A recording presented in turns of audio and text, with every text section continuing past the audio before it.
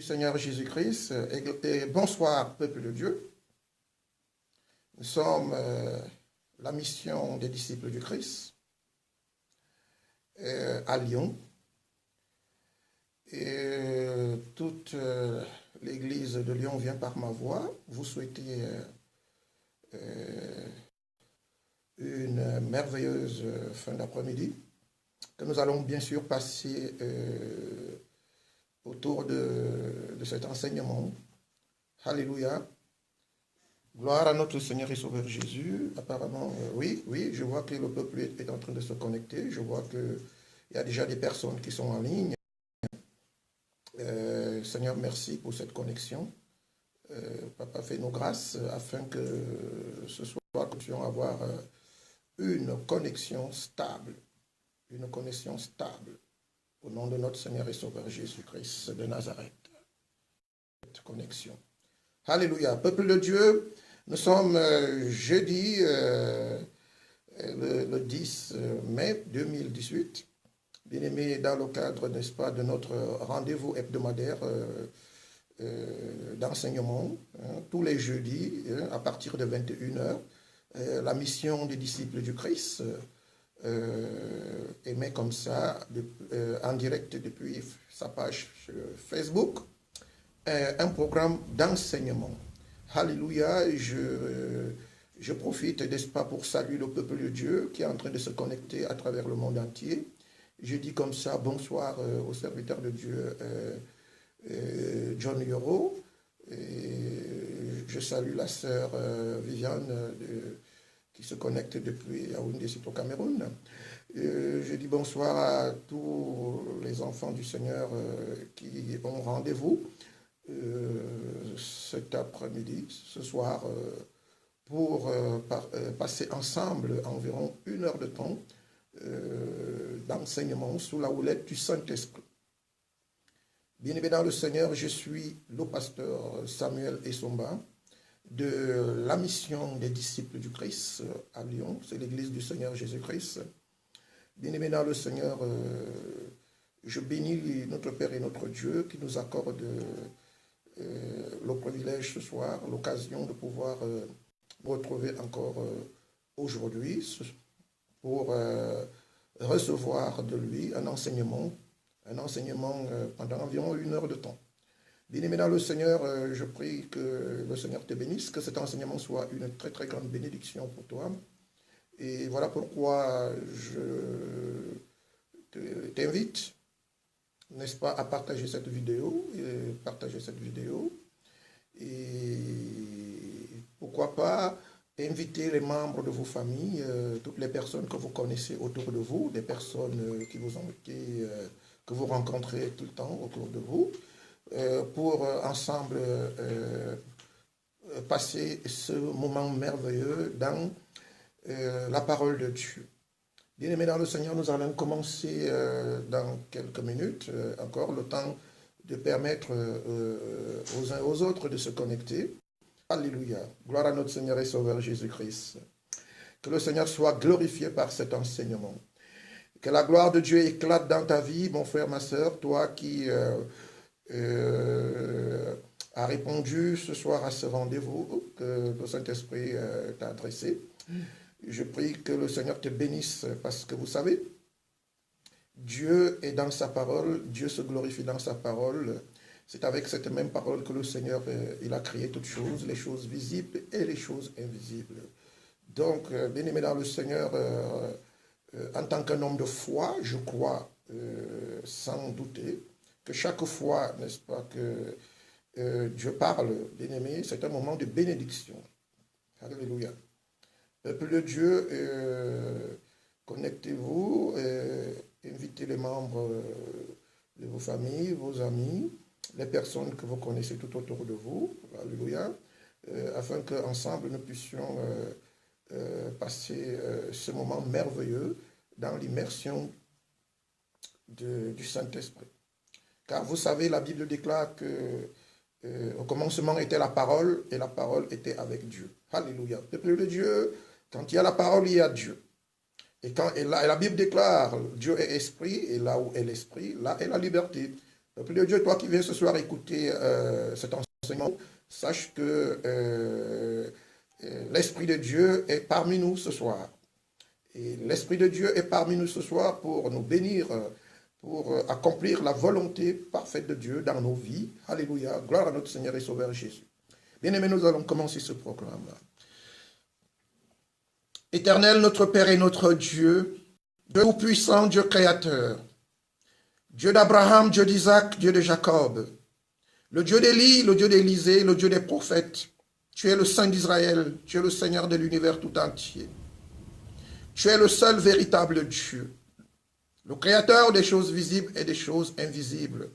Père, toute la création, Seigneur, t'est soumise, parce que ton trône est élevé au-dessus de tout trône. Voilà pourquoi, Père éternel, ce soir, je viens t'honorer dans ta parole, Seigneur. J'élève cette prière afin que ton nom soit glorifié. Je voudrais, Père, te prier, Seigneur, de bénir ce moment, afin que ce moment soit un moment de visitation pour mes bien-aimés, mes frères et mes sœurs qui sont connectés à travers le monde.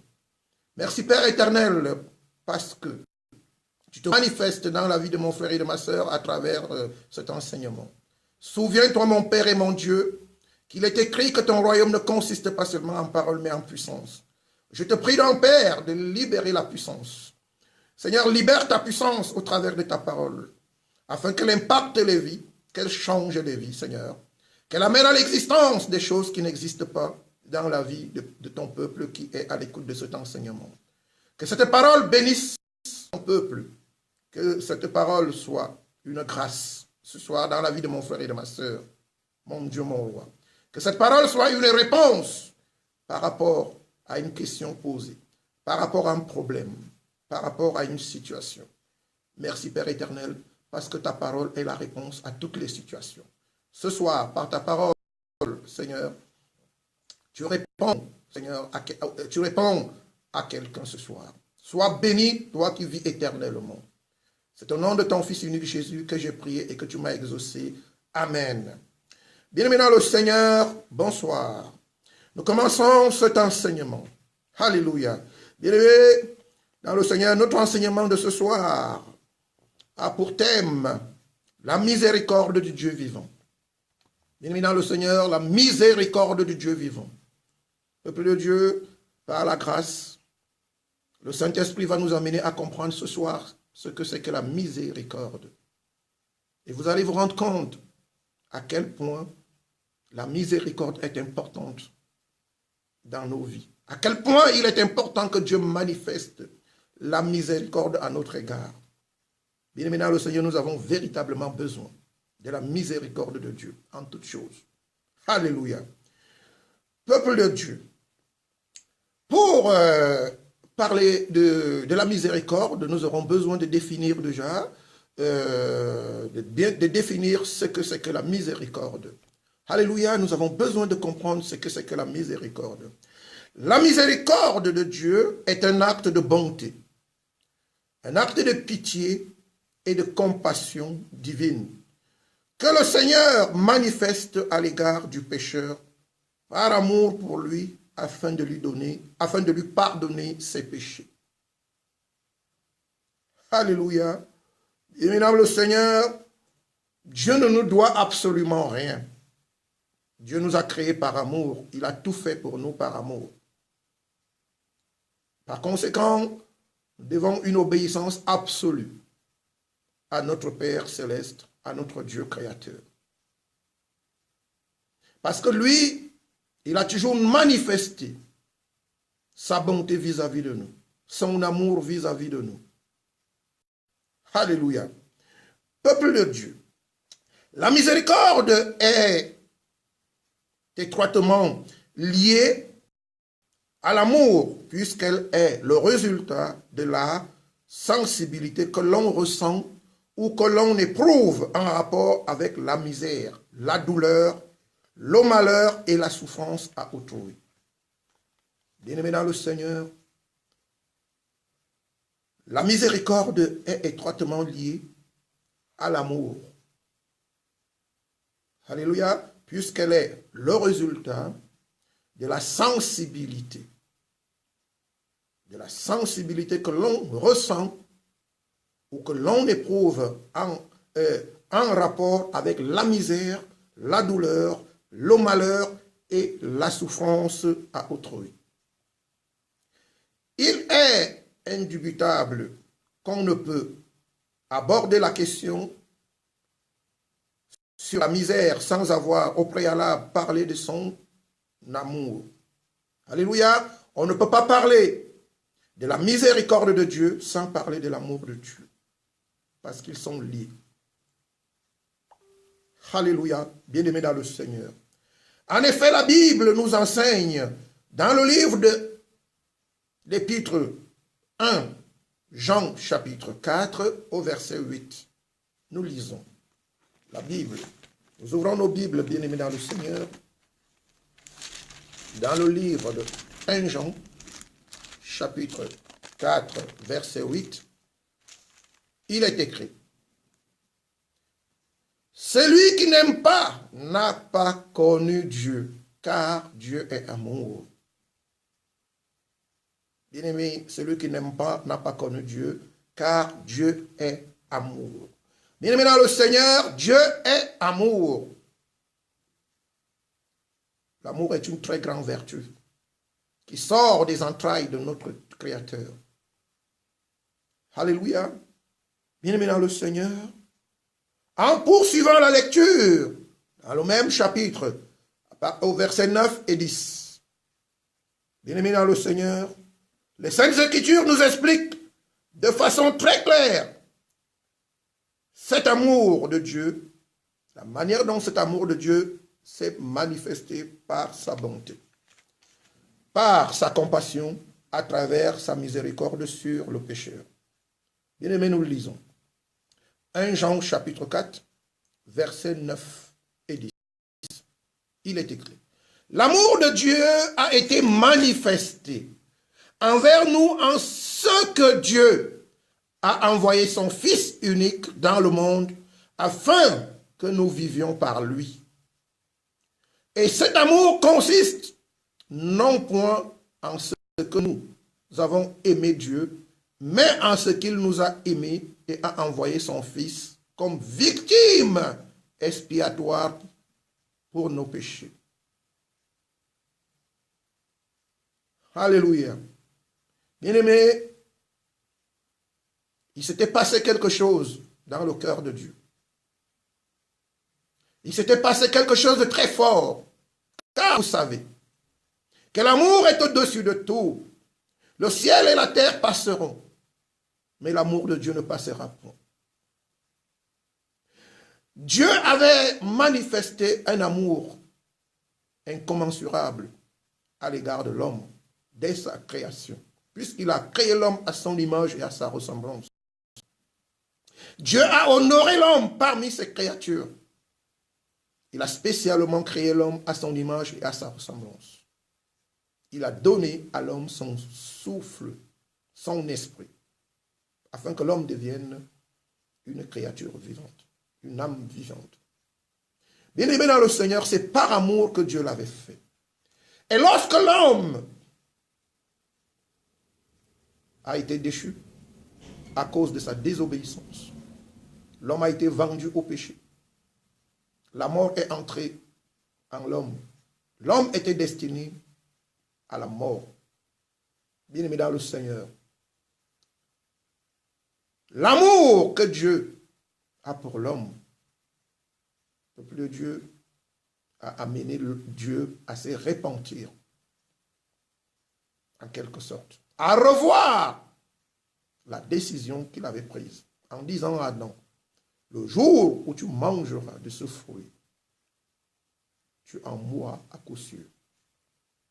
Bien-aimé dans le Seigneur, l'amour a changé le cours des choses.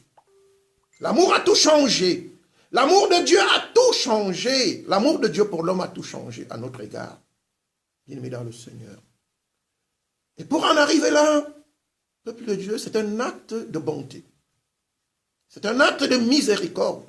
C'est un acte de pitié eu égard à la situation de l'homme. Parce que vous savez, lorsque l'homme a péché, l'homme était coupé de Dieu. L'homme était coupé du bonheur, de la bonté de Dieu, de la grâce de Dieu. L'homme vivait dans une autre nature qui n'était pas celle dans laquelle le Seigneur l'avait créé et avait voulu le voir prospérer. Bien-aimé dans le Seigneur, à ce stade, il est utile de relever la différence qui existe entre la compassion et la miséricorde. Peuple de Dieu, ces deux mots, souvent, nous avons tendance à les confondre. Et pourtant, ils sont différents.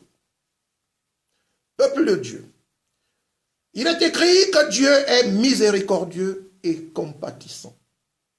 C'est un Dieu de miséricorde. C'est un Dieu de compassion. Alléluia. Dans le livre de Psaume 103, verset 8, nous lisons. Psaume 103, verset 8. Je lis au nom de notre Seigneur et Sauveur Jésus-Christ. Il est écrit. L'Éternel est miséricordieux et compatissant, lent à la colère et riche en bonté. Alléluia. Bien-aimés, voilà des grandes vertus. Les grandes vertus qui sortent des entrailles de notre Père, de notre Créateur. Heureusement pour nous. Bien-aimés, mais qu'est-ce que la compassion? Parce qu'il y a d'un côté, il y a la miséricorde. Il est miséricordieux et il est compatissant. Ce sont deux mots, alléluia, que nous avons souvent tendance à confondre. Qu'est-ce que la compassion? Peuple de Dieu. La compassion, c'est ce que l'on éprouve vis-à-vis de la misère, du malheur et de la souffrance d'une personne en détresse, qui généralement ne nous a pas offensés ni commis de tort. C'est un exemple, hein? Vous prenez un chemin et puis vous retrouvez quelqu'un sur le chemin qui est tombé de son vélo et qui saigne de partout. Et voilà, vous manifestez cette compassion, vous avez pitié de la personne, voir la personne dans cet état. Bien aimé, vous ne restez pas indifférent. Vous cherchez à faire quelque chose pour soulager la personne. Cette personne ne vous a pas fait du mal et ne vous a pas offensé. Peuple de Dieu, ça c'est la compassion. La pitié, la compassion. Alléluia. Alors que la miséricorde inclut pleinement à la fois la pitié, la compassion et la bonté, vis-à-vis d'une personne en détresse, bien sûr, qui malheureusement vous a offensé. Malheureusement, une personne qui vous a offensé, une personne qui vous a fait beaucoup de mal. Peuple de Dieu, mais contre toute attente, on décide de tout pardonner par amour pour elle. Ça, c'est la miséricorde. Bien-aimé dans le Seigneur, lorsque quelqu'un vous a fait beaucoup de mal et que vous vous en êtes rendu compte et que vous en avez beaucoup souffert, alléluia, et que lorsque vous avez l'Esprit de Dieu et que vous savez que cette personne a commis un péché qui peut forcément l'entraîner à la mort parce qu'elle ne connaît pas ce qu'elle est en train de faire. Bien aimé, en réalité, on éprouve de la compassion pour la personne. On a pitié de la personne. Et ce qu'il reste à faire, c'est de pardonner la personne. Si on est miséricordieux. Alléluia. Bien-aimé dans le Seigneur, l'amour parfait exige le pardon. L'amour parfait exige le pardon. C'est pourquoi il est dit dans le livre de Éphésiens chapitre 2 au verset 4. Mais nous lisons Éphésiens chapitre 2. Nous avons nos Bibles dans le livre de Éphésiens chapitre 2 au verset 4. Nous lisons. Mais Dieu, qui est riche en miséricorde, à cause du grand amour dont il nous a aimés, alléluia, Dieu qui est riche en miséricorde, à cause du grand amour dont il nous a aimés. Mais maintenant le Seigneur, il ne peut avoir de miséricorde, ni de compassion, ni de pitié, peuple de Dieu, si auparavant, si au préalable, il n'y a pas d'amour. Alléluia. La compassion, la pitié, la compassion et la miséricorde sont la conséquence du véritable amour qu'on a vis-à-vis de la personne qui nous a fait du mal, de la personne qui nous a offensés, de la personne qui nous a blessés, de la personne qui a cherché à nous détruire. Bien-aimés, c'est pour ces raisons que la Bible déclare « À moi la vengeance et la rétribution ». Bien-aimés dans le Seigneur ne nous demande pas de nous venger contre ceux qui nous font du mal. Le Seigneur ne nous demande pas, alléluia, de nous venger contre ceux qui nous persécutent. Peuple de Dieu. À travers cet enseignement, nous allons voir que le Seigneur nous recommande plutôt de les aimer, de manifester de la compassion à leur égard, de la miséricorde et de pardonner ce qu'ils font, car ils ne savent pas ce qu'ils font. Bien-aimés dans le Seigneur, c'est bien ce que notre Dieu, le Dieu d'amour, avait fait à l'égard de l'humanité tout entière, qui s'était rendue coupable de la mort par sa désobéissance au jardin d'Éden. Bien-aimé dans le Seigneur, l'homme s'était rendu coupable par sa désobéissance à Dieu au jardin d'Éden. Mais de quel? Il s'était rendu coupable de quoi? Mais de la mort. La sanction la plus grave. La mort. Bien-aimés, nous lisons 1 Pierre chapitre 1er. 1 Pierre chapitre 1er, du verset au verset 3. Je lis au nom de notre Seigneur et Sauveur Jésus-Christ. 1 Pierre chapitre 1er, verset 3. Alléluia. Il est écrit.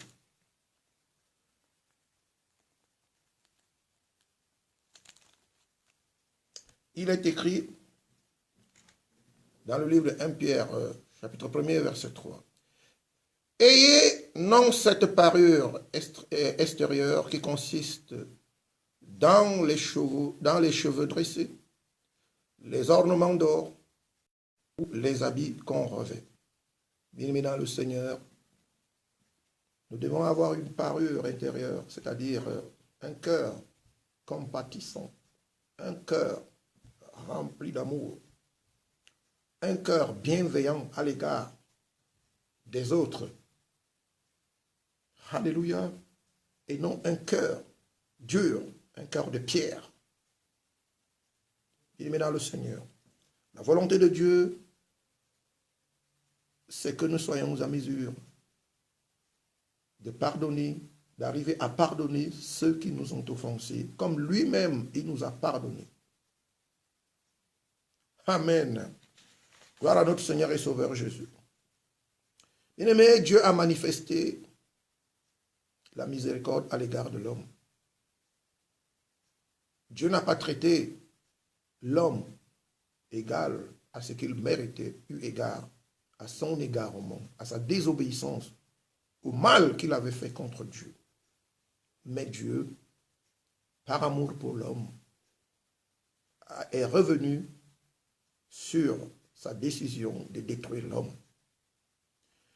Peuple de Dieu, si la miséricorde implique la notion du pardon, elle n'exclut pas cependant la colère, la fureur, la justice et le jugement de Dieu, dont le seul moyen d'échapper reste la crainte de Dieu, la confession des péchés et la repentance. Bien-aimé, ce n'est pas parce que Dieu est un Dieu de miséricorde, un Dieu de compassion, un Dieu d'amour, un Dieu de pitié, bien-aimé, que la justice de Dieu cessera.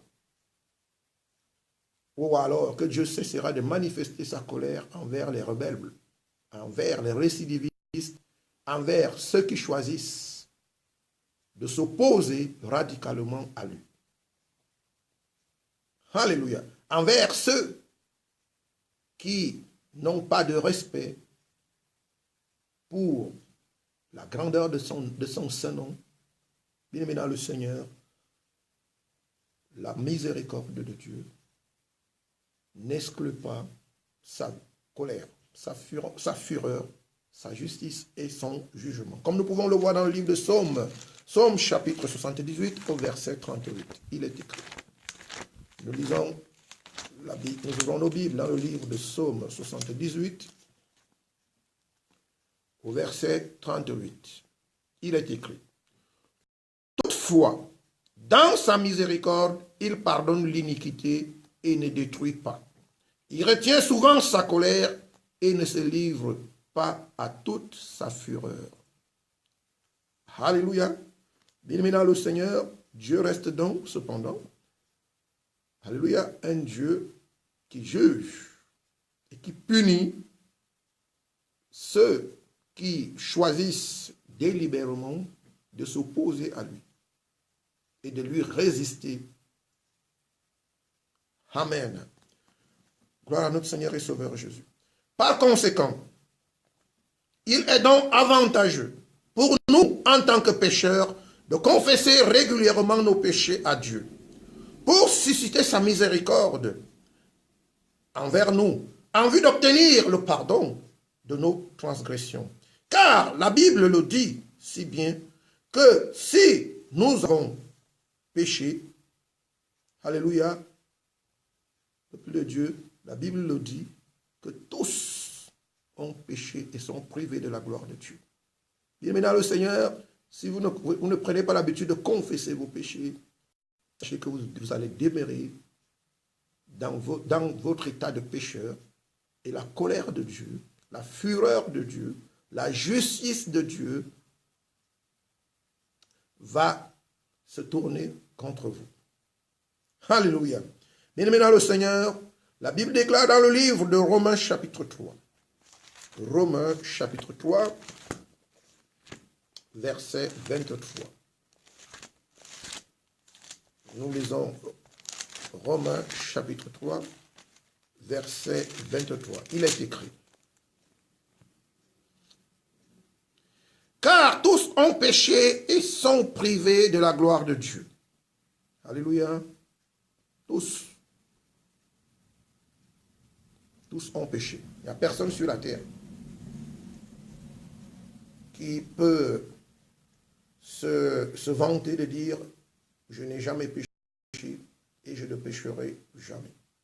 La Bible déclare « Tous ont péché et sont privés de la gloire de Dieu ». À cet effet, bien-aimé dans le Seigneur, imaginez un Dieu sans miséricorde, un Dieu sans compassion, un Dieu sans pitié. Vous imaginez la puissance que représente le royaume de Dieu. Vous imaginez si Dieu déploie cette puissance contre vous. Alléluia. Vous imaginez ce qui peut se passer. Peuple de Dieu, la miséricorde de Dieu est au service, à notre service, pour calmer la fureur de Dieu, la colère de Dieu, chaque fois que nous lui offensons. Chaque fois que nous l'offensons, autant pour moi. Alléluia. C'est une mauvaise habitude, une grande illusion Alléluia. Qui relèvent tout simplement de l'orgueil, de vouloir toujours cacher ses fautes, de les nier, de rejeter son tort sur les autres, ou de se dédouaner par toutes sortes de justifications. Bien-aimés dans le Seigneur, lorsque nous avons cette attitude vis-à-vis du prochain, mais Dieu qui lit dans les cœurs, Dieu qui connaît toute la vérité, Dieu qui sait tout, Dieu qui connaît nos pensées avant même qu'elles ne montent dans nos cœurs, bien-aimés, nous prenons le risque de perdre la miséricorde, de voir la miséricorde de Dieu s'éloigner de nous. Alléluia. Oui, nous prenons le risque de voir la miséricorde de Dieu s'éloigner de nous. Nous lisons 1 Jean chapitre 1er, versets 8 et 9.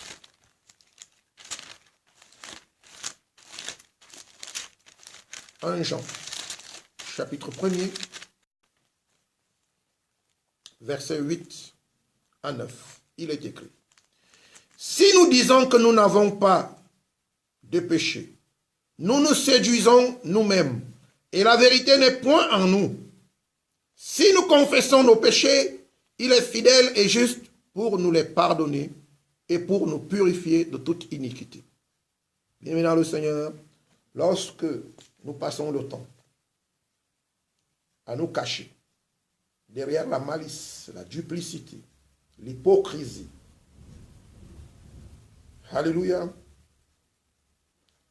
nous cachons nos fautes aux hommes, parce que les hommes ne peuvent pas voir au-dedans de notre cœur. Bien-aimés dans le Seigneur, nous sommes en train de courir à notre propre perte. Bien-aimés, puisque nous bloquons le processus de la miséricorde de Dieu vis-à-vis de nous, puisque nous ne pouvons pas confesser nos péchés, puisque nous justifions, nous considérons que ce sont les autres qui sont mauvais, ce sont les autres, c'est toujours la faute aux autres, jamais nous. Bien-aimés dans le Seigneur, nous créons des conditions qui vont nous éloigner de la miséricorde de Dieu. Alléluia. Bien-aimés dans le Seigneur, voilà pourquoi la Bible dit que si nous disons que nous n'avons pas péché, nous nous séduisons nous-mêmes. Quelqu'un qui passe son temps à justifier ses péchés, à justifier le mal qu'il fait aux autres, à cacher son comportement, à faire du mal dans le dos des autres, à manipuler les autres, à créer des divisions, parce qu'il estime être plus sage, plus intelligent que les autres. Bien-aimés dans le Seigneur, la Bible déclare que cette personne séduit elle-même. Elle séduit elle-même et par conséquent, elle sera privée de la miséricorde de Dieu, puisque la personne n'aurait pas confessé ses péchés et par conséquent, Dieu ne peut avoir pitié de cette personne, il peut avoir compassion de cette personne. Et la Bible qui dit au verset 10, si nous disons que nous n'avons pas péché, nous le faisons menteur. Alléluia. Donc, si nous disons que nous n'avons pas péché, nous faisons de Dieu un menteur. Et sa parole n'est point en nous. C'est ce qui est écrit dans le même chapitre, au verset 10. Bien-aimés dans le Seigneur, nous sommes appelés à reconnaître nos fautes. Déjà, vis-à-vis du prochain, si nous sommes véritablement remplis d'amour. Puisque la première chose que nous devons ressentir, c'est le mal que nous avons fait subir aux autres, à l'autre, au prochain. Lorsque nous avons cette réaction au fond de notre cœur, alléluia, bien-aimé, la démarche à suivre, c'est d'aller demander pardon à la personne. Le peuple de Dieu, celui qui ne veut pas demander pardon est tout simplement un orgueilleux. Et vous savez que la Bible déclare que Dieu résiste aux orgueilleux. Il n'y a pas de compassion pour les orgueilleux. C'est ce que les humains, les personnes n'ont jamais compris. Bien-aimé, Dieu résiste aux orgueilleux. Il leur refuse sa miséricorde. Il refuse d'avoir compassion d'eux et il n'a point pitié d'eux. Voilà pourquoi sa colère va s'acharner. Sa colère va détruire cette personne qu'il considère comme méchante. Parce que quelqu'un qui refuse de demander pardon estime qu'il est dans son bon droit de faire du mal. Vous comprenez pourquoi le Seigneur ne reste plus qu'à Dieu de venger la victime de cette personne. Puisque je fais du mal, je ne reconnais pas que j'ai fait du mal, je raisonne, je me justifie, ou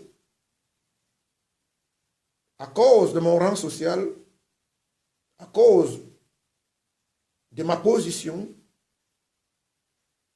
alléluia, je ne manifeste aucune compassion, pas de pitié à l'égard des personnes que j'ai blessées, à l'égard des personnes que j'ai fait du tort.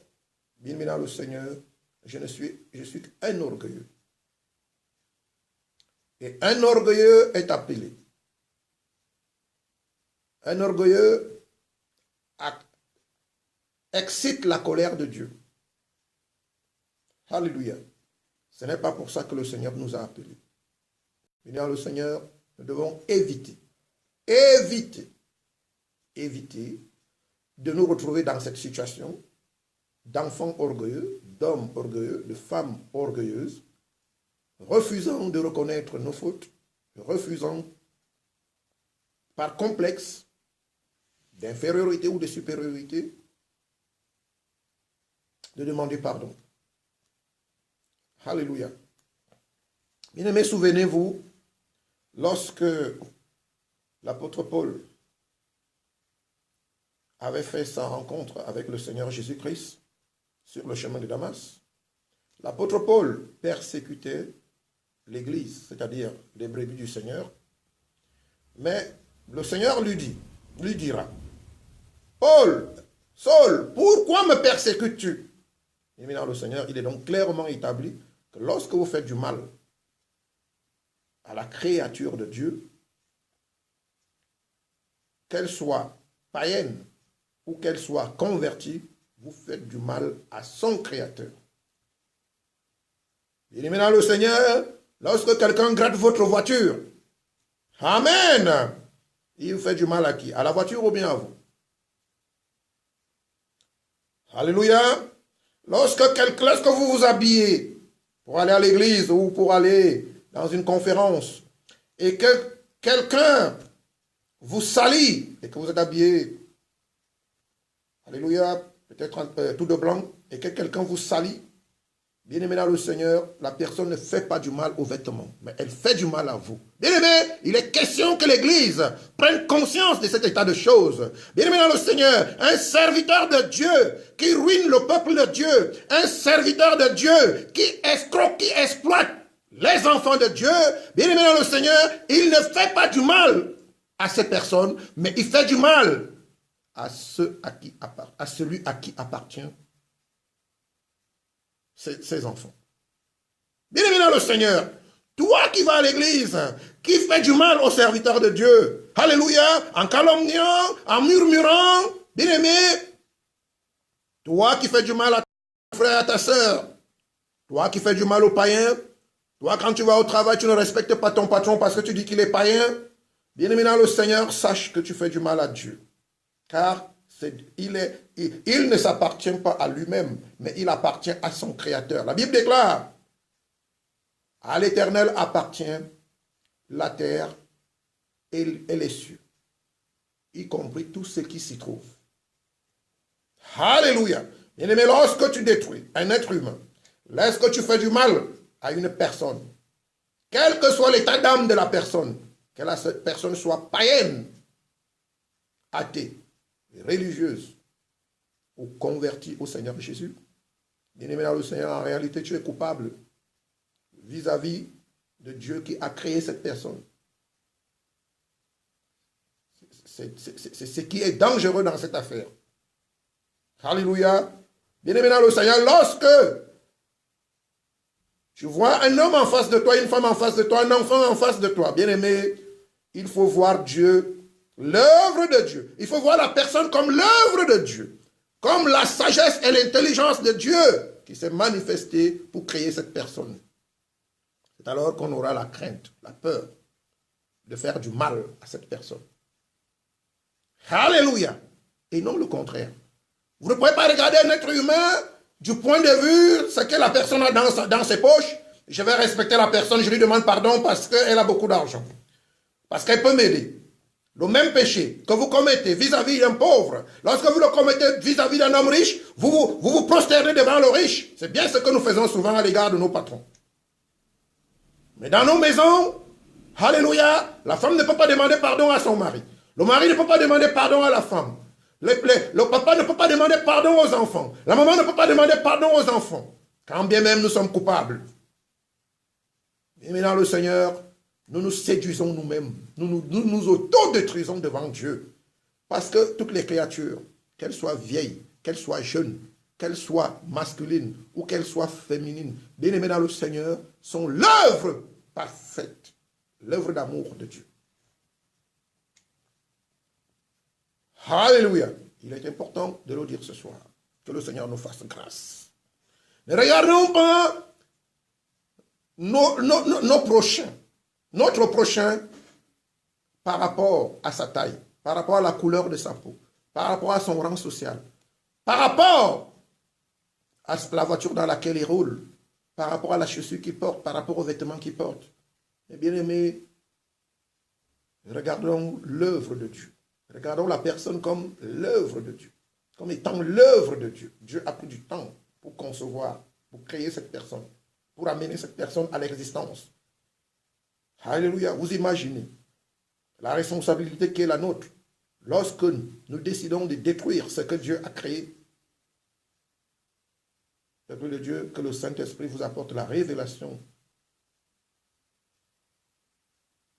du risque que nous prenons de détruire ce que Dieu a pris la peine de créer. Vous-même, vous savez, lorsque vous avez pris la peine pour construire une maison, et que le tonnerre passe dessus, et que la foudre passe par-dessus, et que la tempête passe par-dessus, et détruit l'œuvre de vos mains, le fruit de vos efforts, vous êtes dans la joie? Non, je ne pense pas.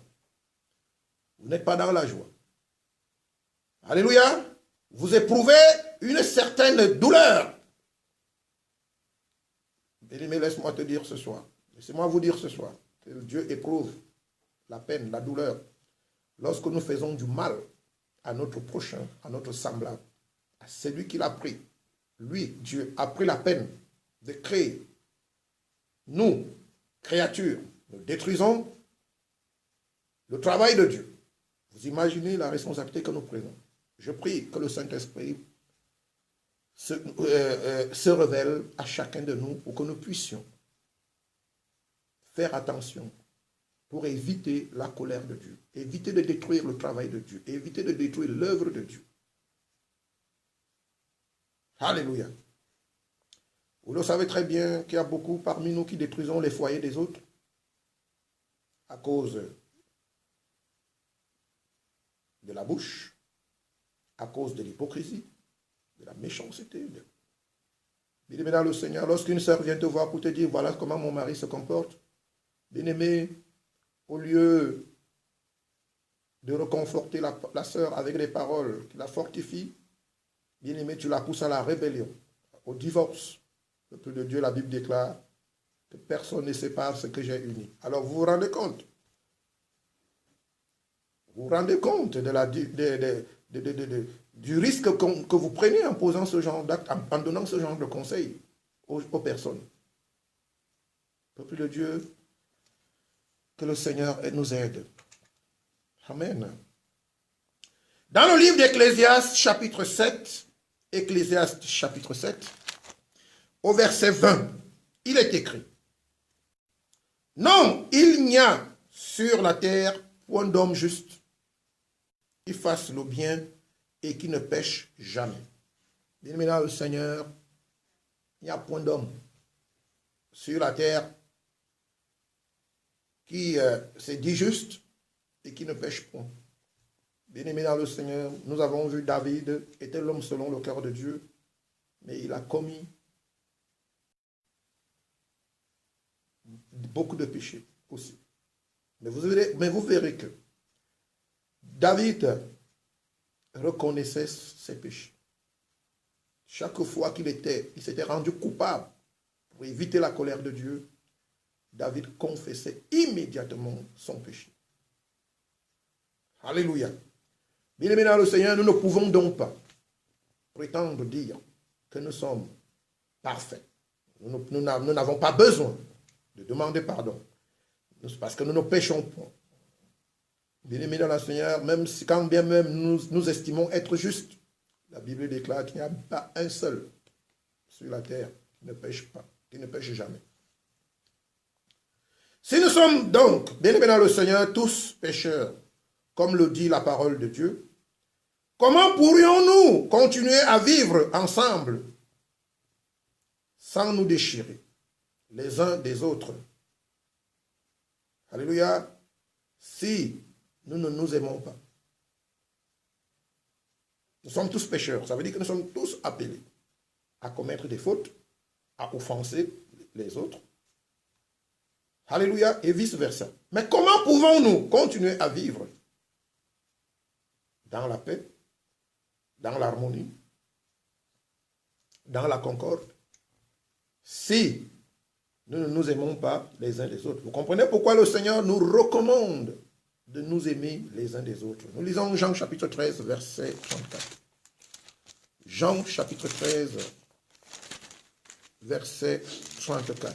Il est écrit: je vous donne un commandement nouveau. Aimez-vous les uns les autres comme je vous ai aimé.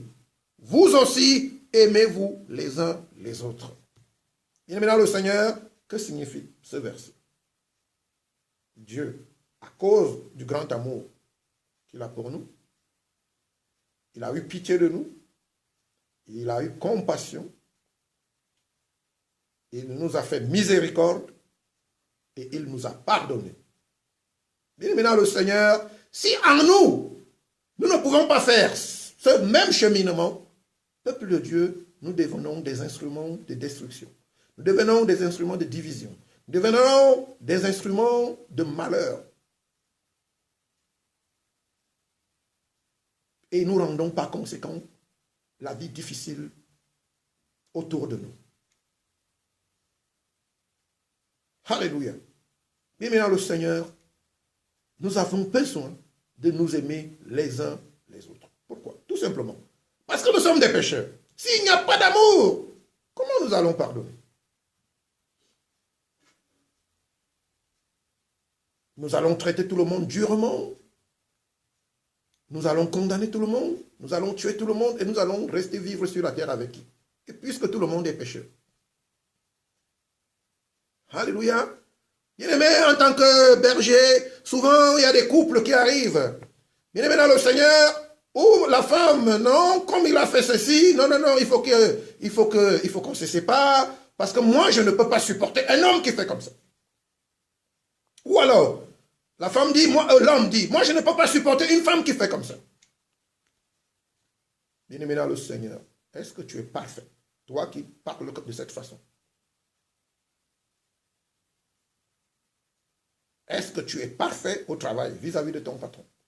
Tu es parfait sur la route lorsque tu conduis ta voiture. Tu ne fais pas du mal aux gens. Tu n'as jamais provoqué un accident. Tu n'as jamais fait offenser quelqu'un. Moi, je ne peux pas supporter. Moi, je ne peux pas. Moi, je ne peux pas. Moi, je ne peux pas. Et Dieu, lui, il doit nous supporter. Alors que nous ne pouvons supporter personne. Nous refusons de supporter. Vous savez, si On ne peut supporter que parce qu'on aime. Vous ne pouvez pas. Si quelqu'un dit je ne peux pas supporter, ça veut dire qu'il y a point d'amour en lui. C'est l'amour qui permet de supporter. Bien maintenant le Seigneur, on ne peut pas supporter quand on n'aime pas. Vous le voyez très bien, les démons n'aiment pas la parole de Dieu. Lorsqu'on prêche la véritable parole de Dieu, les démons s'agitent. Les méchants s'agitent. Les possédés s'agitent. Mais ceux qui ont l'Esprit de Dieu, lorsqu'on prêche la parole de Dieu, ils se sentent plutôt visités. Ils se sentent plutôt affermis. Ils se sentent plutôt nourris, abreuvés. Bien maintenant, le Seigneur, on ne peut pas manifester la pitié, la compassion, encore moins la miséricorde, pour ne pas parler du pardon, si on n'aime pas au départ. Alléluia. Bien-aimés, et comment pourrions-nous donc aimer? Comment pourrions-nous donc nous aimer les uns les autres si nous ne sommes pas miséricordieux? Si nous ne sommes pas prêts, puisque en réalité, la miséricorde accouche le pardon. Voilà. De la miséricorde, on débouche sur le pardon. Si nous ne sommes pas miséricordieux, comment pourrions-nous, alléluia, comment pourrions-nous nous aimer les uns des autres? Puisque, du moment où je me sens offensé, je prends les distances, je bâcle toutes les portes, je me sépare avec tout le monde, parce que je ne peux pas pardonner. Il y en a même qui refusent le pardon des autres. Vous imaginez. Quelqu'un vous a offensé, il vient vous présenter les excuses. Il y en a même qui disent, je n'ai pas besoin de ton pardon. Alléluia. Je n'ai pas besoin de ton pardon. En d'autres termes, ça signifie, j'ai besoin de te juger. Et tout ceci n'est que la manifestation du manque d'amour. Alléluia. Bien-aimés dans le Seigneur, nous lisons la Bible dans le livre de Luc chapitre 6. Luc chapitre 6, verset 36. Luc 6, verset 36.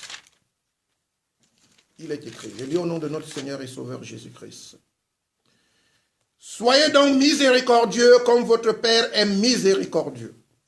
Dieu est miséricordieux, il manifeste la miséricorde vis-à-vis de nous, et en retour, Dieu s'attend à ce que nous également, nous manifestons la miséricorde vis-à-vis de ceux qui nous offensent. Bien-aimés, savez-vous combien de fois nous offensons Dieu par jour? Si Dieu nous traitait avec toute la rigueur, il n'y aurait plus personne sur la terre. Nous venons de le voir dans le livre de Romains chapitre 3, verset 23. Tous ont péché et sont privés de la gloire de Dieu. Alors, si Dieu, qui sait tout, qui est parfait, alléluia, si Dieu nous jugeait à chaque faute, vous êtes d'accord avec moi que la terre serait vide, il n'y aurait plus personne sur la terre, il n'y aurait plus d'êtres vivants sur la terre, plus d'humains. Alors Dieu, pour continuer à nous supporter, Dieu fait usage de la miséricorde. Et il nous demande, dans ce verset, Luc chapitre 6, au verset 36, la Bible le dit clairement, soyez, c'est un ordre, soyez, c'est impératif, soyez miséricordieux comme votre Père est miséricordieux. Et maintenant le Seigneur, si nous sommes enfants de Dieu, nous sommes appelés à être miséricordieux comme notre Père céleste. Alléluia. Et comment pourrions-nous être miséricordieux et nous pardonner les uns les autres comme le Seigneur nous recommande si nous ne sommes pas bons et compatissants vis-à-vis des autres? Comme il est écrit dans le livre d'Éphésiens chapitre 4 verset 32. Bien-aimés dans le Seigneur, c'est tout un cheminement. Bien-aimés, l'amour déclenche la pitié lorsque la personne est en détresse. de la pitié, on évolue vers la compassion. Alléluia. Et si c'est une personne qui vous a fait du mal, bien-aimé, intervient la miséricorde. La miséricorde qui débouche au pardon du péché. C'est-à-dire, on pardonne tout, on recommence comme s'il n'y avait rien. Alléluia. Bien-aimé, nous lisons Éphésiens chapitre 4, verset 32.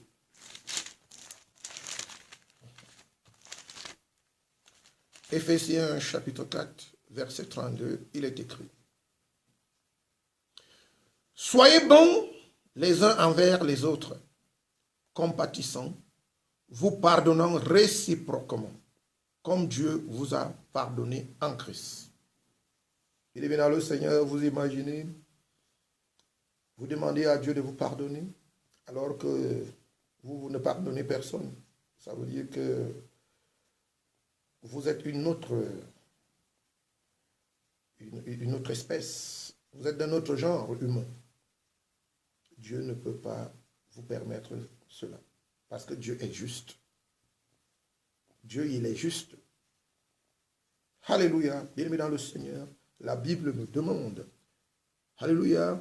La Bible nous dit, soyez bons les uns envers les autres. La bonté. La bonté découle de l'amour. Et c'est cette bonté qui va susciter la pitié, la compassion, la miséricorde et au final le pardon, la réconciliation, la paix. Gloire à notre Seigneur et Sauveur Jésus-Christ. La miséricorde est une grande vertu. Alléluia. La miséricorde est une grande vertu que chaque enfant de Dieu doit avoir dans ses entrailles. Parce qu'elle nous permet de recevoir celle de Dieu. Si moi-même je n'ai pas la miséricorde, je ne peux pas recevoir la miséricorde de Dieu. Si je ne suis pas miséricordieux, je suis privé de la miséricorde de Dieu. En fait, c'est ce que la Bible déclare dans le livre de Matthieu, chapitre 5. Nous lisons Matthieu, chapitre 5, verset 7. Alléluia. Matthieu, chapitre 5, verset 7, il est écrit. Heureux les miséricordieux, car ils obtiendront miséricorde. Heureux les miséricordieux, car ils obtiendront miséricorde. En d'autres termes, celui qui n'est pas miséricordieux, il est malheureux, puisqu'il est exclu de la miséricorde de Dieu. Et comme nous l'avons vu, s'il n'y a pas de miséricorde, automatiquement, il y a la colère de Dieu qui se manifeste. Amen. Gloire à notre Seigneur et Sauveur Jésus. Bien-aimé dans le Seigneur, ce qui implique généralement le manque de pardon dans la vie du chrétien, bien-aimé, s'explique par le manque de miséricorde. Le manque de miséricorde, le manque de bonté, le manque d'amour véritable du prochain. Par ailleurs, cet état de choses nous empêche nous-mêmes de recevoir la miséricorde et le pardon de Dieu. Matthieu chapitre 6, verset 14-15.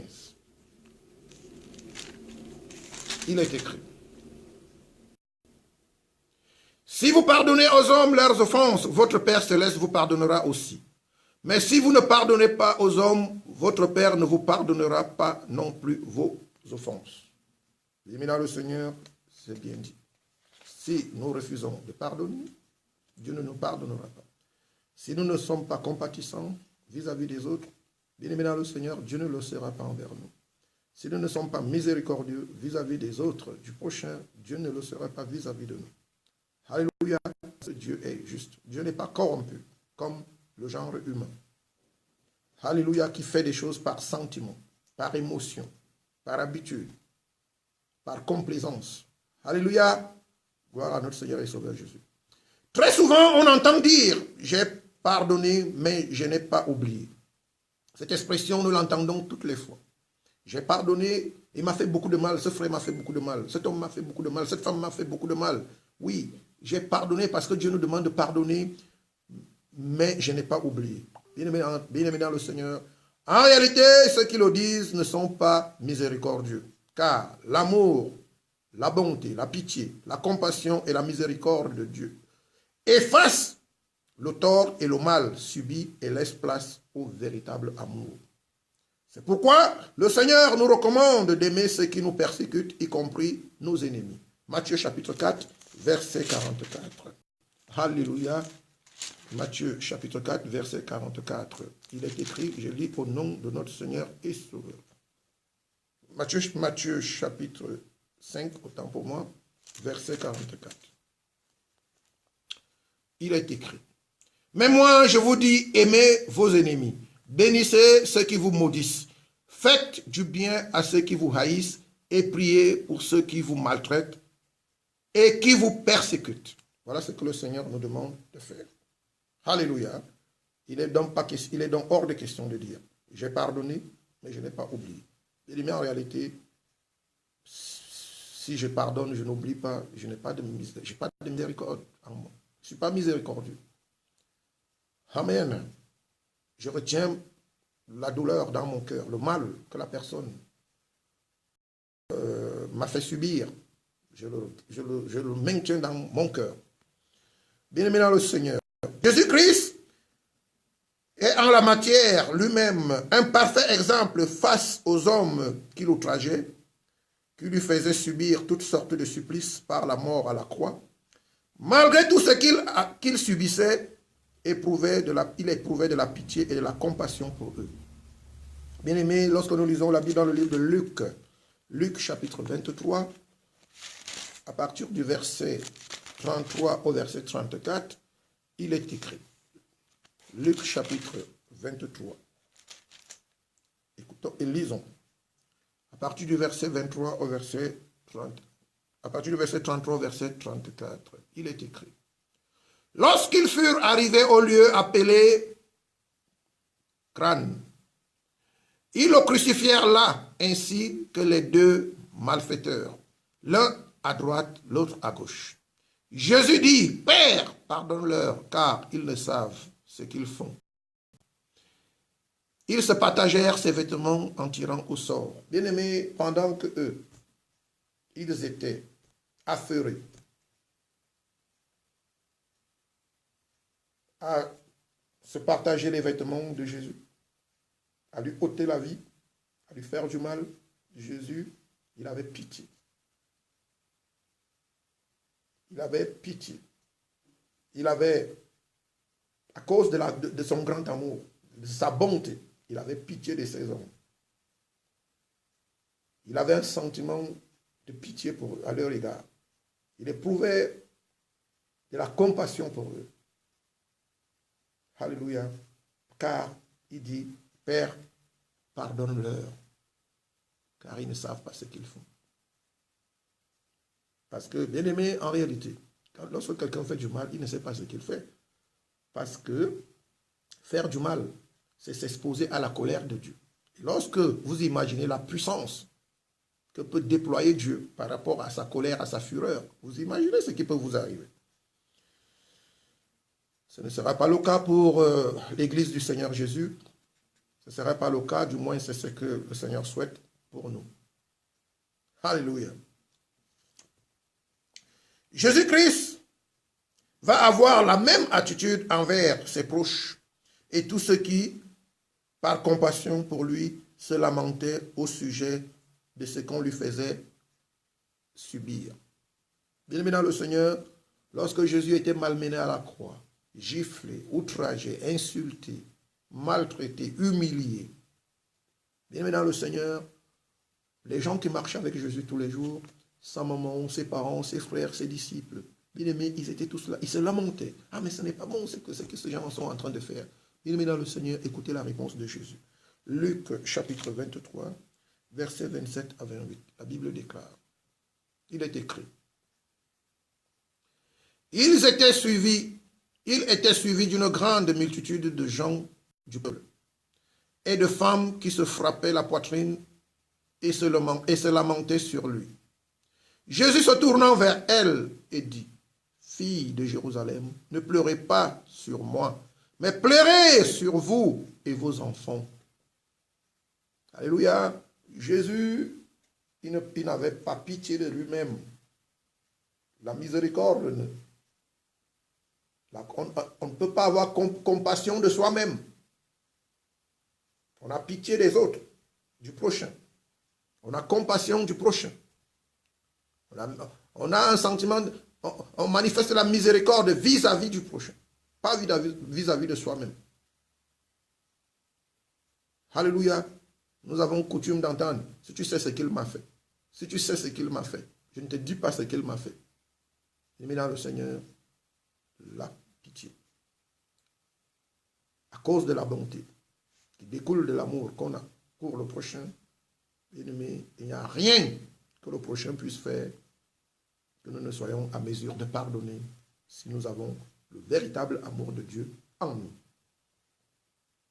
La miséricorde de Dieu est étroitement liée à notre salut.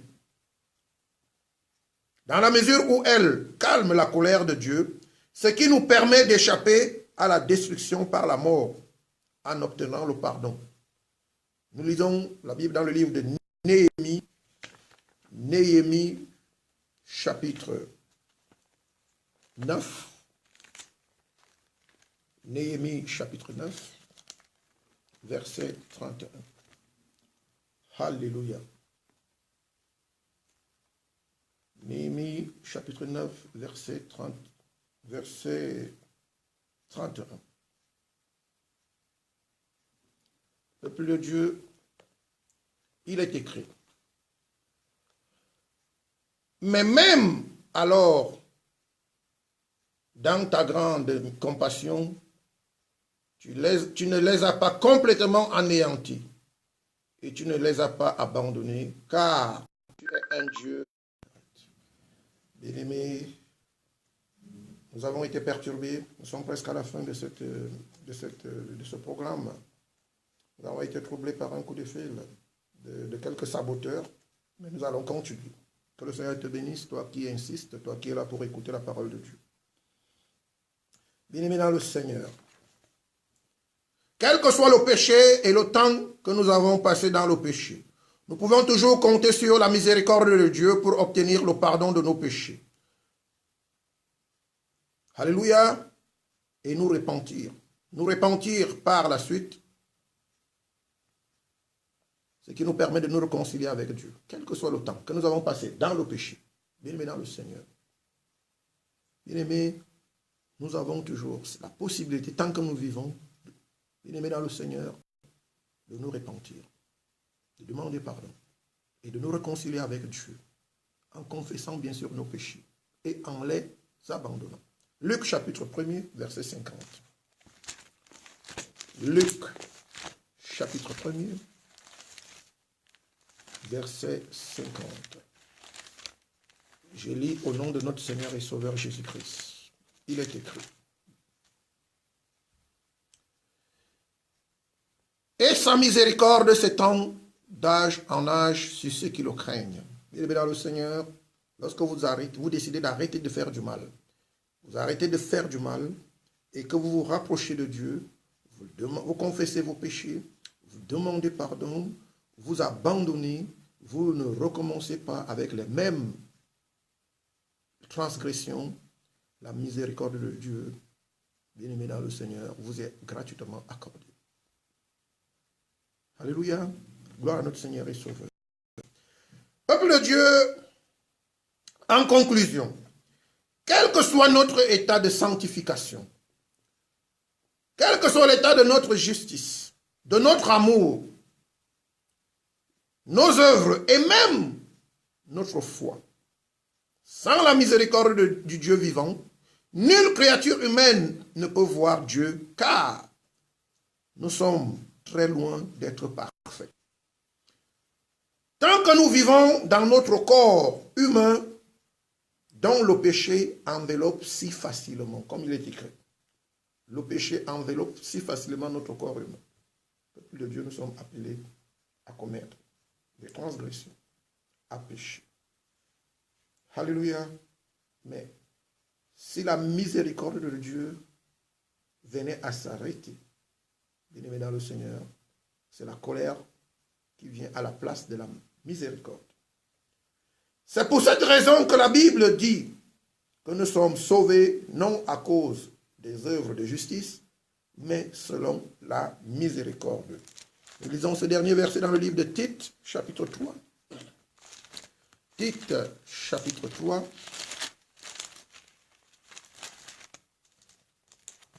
Versets 4 à 5. Nous lisons Tite, chapitre 3, versets 4 à 5. Il est écrit: Mais lorsque la bonté de Dieu, notre Sauveur, et son amour pour les hommes ont été manifestés, il nous a sauvés, non à cause des œuvres de justice que nous aurions faites, mais selon sa miséricorde, par le baptême de la régénération et le renouvellement du Saint-Esprit. Bien-aimés dans le Seigneur, la miséricorde intervient à ce niveau. Notre salut est lié à la miséricorde de Dieu. Parce que, pour faire simple, sans miséricorde, Dieu manifeste sa colère. La miséricorde agit comme un frein qui empêche Dieu de manifester sa colère vis-à-vis de nous. Bien-aimés, nous sommes à la fin de ce message. Je crois que le Seigneur, par la grâce, malgré les petites perturbations que nous avons eues au moment de la fin, bien-aimés, je crois que le Seigneur nous a visités par cet enseignement et que cet enseignement va servir à plus d'une personne, car nous avons tous besoin de miséricorde, de la miséricorde de Dieu, et nous avons tous besoin d'être miséricordieux vis-à-vis des autres, de notre prochain.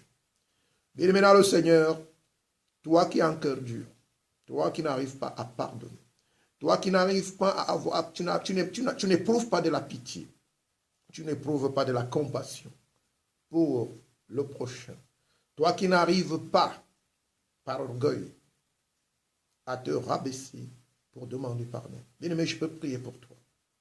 Pour cela, je te demande de placer ta main droite sur ta poitrine, du côté gauche sur ton cœur. Éternel, notre Père et notre Dieu, tu es le Dieu de miséricorde. La Bible déclare que tu es miséricordieux et compatissant.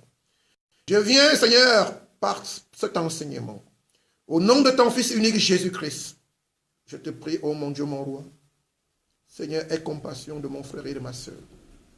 Seigneur, qui a posé sa main sur son cœur. Je prie que par la vertu du Saint-Esprit, que tu touches son cœur maintenant même, au nom de Jésus-Christ de Nazareth, Père, et que tu libères son cœur, Seigneur, de toute main invisible, de l'emprise de l'orgueil, de l'emprise, Seigneur, de tout ce qui ne relève pas de ta sainteté et de ta gloire au nom de Jésus. Seigneur, que l'orgueil soit chassé du cœur de mon frère et de ma soeur, pour que le cœur de la personne manifeste la pitié, la bonté, la miséricorde, la compassion, au nom de Jésus. Je t'ai prié. Merci mon Dieu, mon roi, pour la grâce, Seigneur, que tu nous as accordée à travers cet enseignement. Que toute la gloire revienne à toi. Au nom de Jésus, j'ai prié. Et tu m'as exaucé. Amen. Bien dans le Seigneur, nous avons achevé le temps avec ce programme. Le temps qui nous était imparti est passé. Et donc, nous mettons fin à ce programme. Je vous donne rendez-vous la semaine prochaine, jeudi. Même espace, Pasteur Samuel, depuis notre compte Facebook, la page de notre compte Facebook, Pasteur Samuel, pour un autre thème. Que Dieu vous bénisse abondamment et que Dieu, le Dieu de miséricorde, se souvienne de vous. Qu'il vous remplisse de sa miséricorde, qu'il vous remplisse de sa bonté, qu'il vous remplisse de son amour, qu'il vous remplisse de sa compassion, afin que nous soyons un en Jésus-Christ. Amen. Au revoir.